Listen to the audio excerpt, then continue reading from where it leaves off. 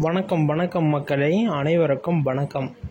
இன்று நாம் பார்க்கக்கூடிய வீடியோ பார்த்தீங்க அப்படின்னா, அனைவருமே ஆவலுடன் எதிர்பார்த்துட்டு இருந்த தாலுகா ஆஃபீஸ்லேருந்து வேலைவாய்ப்பு. எப்பொழுதுமே பார்த்தீங்க அப்படின்னா, இந்த ஒரு மாவட்டத்தில் குறிப்பிட்ட இவர்களுக்கு மட்டும் வேலைவாய்ப்பு ரொம்ப அதிகமாக போட்டுகிட்டு இருக்காங்களே, என்ன ஏது அப்படின்னு சொல்லிட்டு சிலர் கேஸ் கொடுத்துருக்காங்க, சிலர் தெரியப்படுத்தியிருக்காங்க. உடனடியாக போய் அந்த இடத்துல பார்க்குறப்ப எல்லாமே அவங்களுடைய ஆட்களை நியமனம் பண்ண ஆரம்பிச்சிருக்காங்க. அதாவது ஒரு சமுதாயத்தில் ஈடுபட்டவங்க அந்த சமுதாயத்தில் இருக்கவங்களை மேலே கொண்டு வரத்துக்கோசரம் அங்கே இருக்கக்கூடிய மக்கள்களை அவங்க ஆட்களாக சேர்த்துறது. இது எல்லாருமே பெரும்பாலும் நடைபெறக்கூடிய ஒரு இதுதான். ஓகேங்களா? அதுக்கு தான் நம்ம குடும்பத்தில் யாரோ ஒருத்தர் வேலைக்கு போங்க, அப்போ தான் நம்ம குடும்பத்தில் வேறு யாராச்சும் வேலைக்கு நம்மளை எப்படி எடுத்துக்க முடியும் அப்படின்னு சொல்கிறத நம்மளுடைய காதுபட பேசுகிறதையும் நம்ம கேள்விப்பட்டிருக்கோம். இந்த தாலுகா ஆஃபீஸில் எல்லாருமே பார்த்திங்க அப்படின்னா ரொம்ப இம்பார்ட்டன்ஸ் கொடுக்குறாங்க. எதனால் அப்படின்னா, பண புழக்கங்கள் அதிகமாக புழங்கக்கூடியது அப்படிங்கிற துறையிலையும் இதுவும் ஒரு துறை. என்னங்க இது, தாலுகா ஆஃபீஸில் என்ன அதிக புழக்காட்டம்? ஒரு நாளைக்கு 100லேருந்து 200 ரேஷன் கார்டு தொலையுது. ஓகேங்களா? ஒரு நாளைக்குங்கிறதோட ஒரு மாதத்துக்கு வச்சுக்கோங்களேன், 100 அப்படிங்கிறப்ப உங்களுடைய கால்குலேஷனை போட்டு பார்க்கணும். 100 × 2500. ஒரு நாளைக்கு மினிமம் இந்த ரேஷன் கார்டு தொலைஞ்சதில் மட்டுமே 2,50,000 ரூபாய் பார்த்தீங்க அப்படின்னா பணம் சம்பாதிக்கிறாங்க. அந்த 2,50,000 அப்படிங்கிறது எந்த ஒரு இதில் வருது அப்படின்னு பார்த்தோம் அப்படின்னா, அது எல்லாருமே எதிர்பார்த்துட்டு இருக்கிற துறையின் கீழே தான் பிரிக்கப்படுது. இது எல்லாமே யோசித்து பார்த்துட்டு தான் இந்த ஒரு வேலைவாய்ப்பை சூஸ் பண்ணுறாங்க. அடிப்படையிலேயே இதுக்கு என்ன தேவை அப்படிங்கிறது உங்களுக்கு தெரியும். அதுக்கு ஒரு வேக்கண்ட் அறிவிக்கிறாங்க அப்படின்னா மினிமம் எவ்வளோ அப்படிங்கிறதையும் உங்களுக்கு தெரியும். ஒவ்வொரு மாவட்டத்தை பொறுத்து, ஒவ்வொரு தாலுக்காவை பொறுத்து, ஒவ்வொரு டிஸ்ட்ரிக்டை பொறுத்து இவை அனைத்துமே மாறுபடும். ஓகேங்களா? அதேமாரி இந்த ஒரு வேலைவாய்ப்புக்கு எப்படி ஈஸியாக விண்ணப்பிக்கிறது, அரசாங்கத்து மூலயமா எப்படி உள்ளே போகிறது, எந்தெந்த அப்ளிகேஷன்ஸ் எல்லாம் எப்படி யூஸ் பண்ணணும், எப்படி அப்ளிகேஷன்ஸ்லாம் போடுறது அப்படிங்கிற எல்லா விதமான கருத்துக்களையுமே நான் 1 by 1 இந்த ஒரு வீடியோவில் தெளிவாக பார்க்க போகிறோம். வீடியோவை ஸ்கிப் பண்ணாமல் பார்த்துக்கோங்க. ஏதாச்சும் சந்தேகம், ஏதாச்சும் டவுட்ஸ் அப்படின்னா தாராளமாக கீழே கமெண்ட் செக்ஷனில் தெரியப்படுத்துங்க. நாங்கள் 1 by 1 எல்லா விதமான அப்டேட்டையுமே நாங்கள் கொடுப்போம். நீங்கள் பொறுமையாக வீடியோவை ஸ்கிப் பண்ணாமல் பார்த்தீங்க அப்படின்னாலே நிறைய விதமான தகவல்களை நீங்கள் தெரிஞ்சுக்க முடியும். ஓகேங்களா? அரசியல் ரீதியாகவும் சரி, அரசாங்கத்தில் அறிவிக்கக்கூடிய ஸ்கீம்ஸ் அப்டேட்டாக இருந்தாலும் சரி, அதேமாரி மக்கள் உதவித்தொகை, மகளிர் உதவித்தொகை, முதியோர் உதவித்தொகை, இது போன்ற அனைத்து விதமான தொகைகளை பற்றியும் நீங்கள் தெரிஞ்சுக்கணும் அப்படின்னு விருப்பப்பட்டீங்க அப்படின்னா தாராளமாக கீழே சப்ஸ்கிரைப் பட்டன் அப்படின்னு சொல்லிட்டு ஒன்று இருக்கும். அந்த சப்ஸ்கிரைப் பட்டனை கிளிக் பண்ணி ஆல் அப்படிங்கிற ஆப்ஷன் சூஸ் பண்ணிட்டீங்க அப்படின்னா இன்னும் நிறைய விதமான தகவல்களை நீங்கள் தெரிஞ்சுக்க முடியும். ஓகேங்களா? 1 by 1 வீடியோவை ஸ்கிப் பண்ணாமல் பாருங்கள். அப்டேட்ஸ் அப்படிங்கிறது நிறைய கொடுக்குறோம். அதேமாரி இந்த தாலுகா ஆஃபீஸில் என்ன வேலைவாய்ப்பு அப்படின்னு சொல்லிட்டு நிறையா பேர் கேள்வி கேட்குறாங்க. இந்த ஆஃபீஸில் என்ன வேலைவாய்ப்பு அப்படின்னா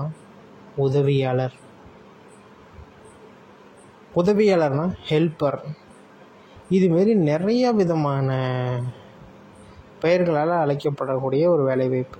சம்பளம் எவ்வளோ இருக்கும் அப்படின்னா குறைஞ்சபட்சம் 24 ரூபாயில் ஸ்டார்ட் ஆகுது. அதாவது 24,000 ரூபாய் ஸ்டார்ட் ஆகுது.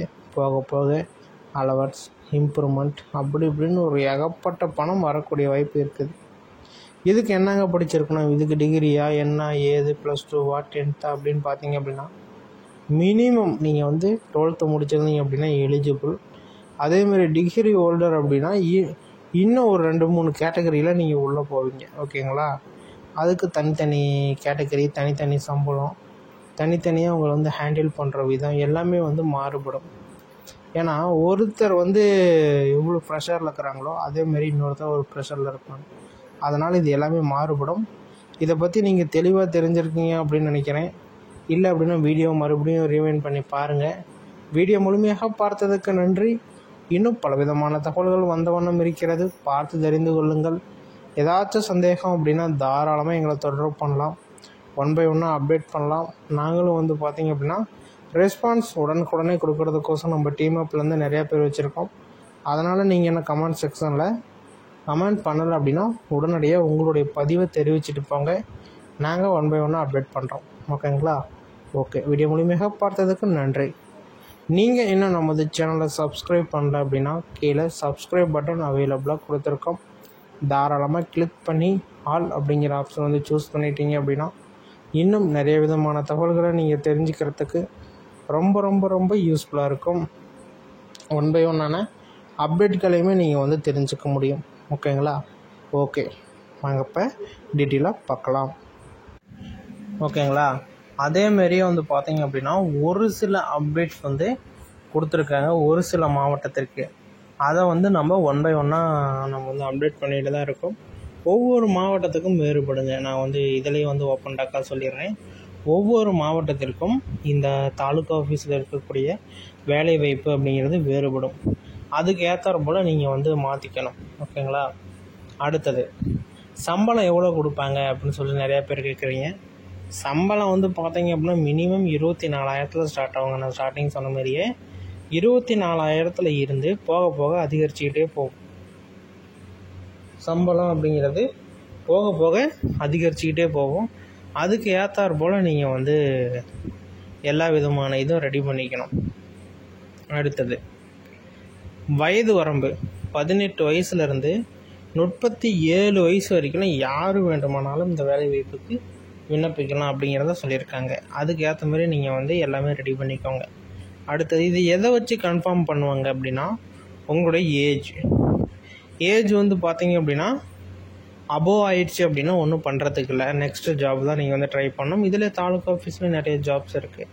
மோட்டர் ஆப்ரேட்டரு, அதுமாரி வாட்ச்மேனு, அடுத்தது வந்து கிளர்க்கு, அசிஸ்டண்ட்டு, இதுமாரி நிறைய விதமான ஜாப்ஸ் அவைலபிளாக இருக்குது. அதை நீங்கள் ட்ரை பண்ணலாம்.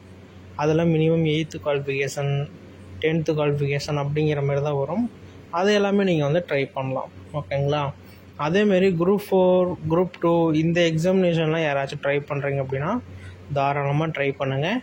இனி வரக்கூடிய கொஸ்டின்ஸ் எல்லாமே வந்து பார்த்திங்க அப்படின்னா ரொம்ப ஈஸியாக தான் இருக்க போகுது. ரொம்ப கடினமாகவோ ரொம்ப டிஃபிகல்ட்டாக இருக்காது.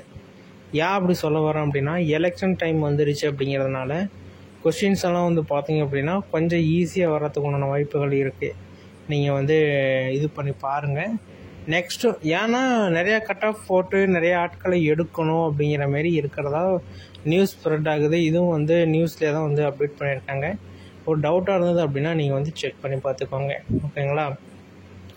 1 by 1 வீடியோ ஃபுல்லாக பாருங்கள். ஏதாச்சும் சந்தேகம் இருக்குது அப்படின்னா தாராளமாக எங்களை வந்து தொடர்பு பண்ணலாம். இந்த தாலுக்கா ஆஃபீஸில் இவ்வளோ தான் அப்டேட் கொடுத்துருக்காங்க. நீங்கள் வேணும் அப்படின்னா நீங்கள் வந்து விண்ணப்பிச்சிக்கலாம். ஒரு சில தாலுக்கா ஆஃபீஸில் எந்த ஒரு ரெஸ்பான்ஸுமே கொடுக்கல. நாங்கள் கேட்ட வரைக்கும் வந்து பார்த்திங்க அப்படின்னா நாங்களே ஜாப்ஸ் அப்டேட் வந்தால் உங்களுக்கு வந்து தெரியப்படுத்துகிறோம் அப்படிங்கிற மாரி ஒரு சில இதில் வந்து சொல்லியிருக்காங்க. ஒரு சில இதில் வந்து அப்டேட் பண்ணுறோம், நாங்கள் வந்து வந்தது அப்படின்னா உடனடியாக அப்டேட் பண்ணுறோம் அப்படிங்கிறதையும் தெரியப்படுத்தியிருக்காங்க. நம்ம வெயிட் பண்ணி பார்ப்போம். ஏதாச்சும் ஒரு சின்ன அப்டேட் கிடைச்சிது அப்படின்னா நான் கம்யூனிட்டி டேப்பில் போஸ்ட் பண்ணுறேன். செக் பண்ணி பார்த்துக்கோங்க. நிறைய பேர் கேட்டிருந்தீங்க அந்த ஓட்டிங் லிஸ்ட்டு. நான் கட்டாயமாக கொடுக்குறேன். அதுக்கேற்ற டைம் சூழ்நிலை அமையல. அதுக்கே நாம் வந்து பேசுனதுக்கு நிறைய எதிர்ப்புகள் வந்தது. இருந்தாலும் அதேமாரி நம்ம வந்து பேசியிருந்தோம். கட்சி ரீதியாக இருந்தாலும் சரி, அதேமாரியே டிஃபிகல்ட்டாக கொஞ்சம் பேசுனதுனால நிறைய விதமான பிரச்சனைகள் வந்துருச்சு. அது எல்லாமே சரி கட்டணும். அதனால் அதுக்கு தான் அந்த ஓட்டிங் லிஸ்ட்டை நான் வந்து நிறுத்தி வச்சுருக்கேன். இன்னும் ஒரு சில நாட்களில் அது என்ன ப்ராசஸிங் என்ன சூழ்நிலை அப்படின்னு தெரிஞ்சுட்டு அந்த ஓட்டிங் லிஸ்ட்டையும் நான் வந்து அப்டேட் பண்ணுறேன். பார்த்து தெரிஞ்சுக்குவாங்க. ஏதாச்சும் சந்தேகம் டவுட் அப்படின்னா தாராளமாக கீழே கமெண்ட் செக்ஷனில் தெரியப்படுத்துங்க. நாங்கள் 1 by 1 அப்டேட் பண்ணுறோம். பார்த்து தெரிஞ்சுக்குவாங்க. ஓகேங்களா? வீடியோ முழுமையாக பார்த்ததுக்கு நன்றி. இன்னும் பலவிதமான தகவல்கள் வந்தவனும் இருக்கிறது, பார்த்து தெரிந்து கொள்ளுங்கள். ஏதாச்சும் சந்தேகம் அப்படின்னா தாராளமாக கீழே கமெண்ட் செக்ஷனில் தெரியப்படுத்துங்க. ஒன்று அப்டேட் பண்ணுறோம்.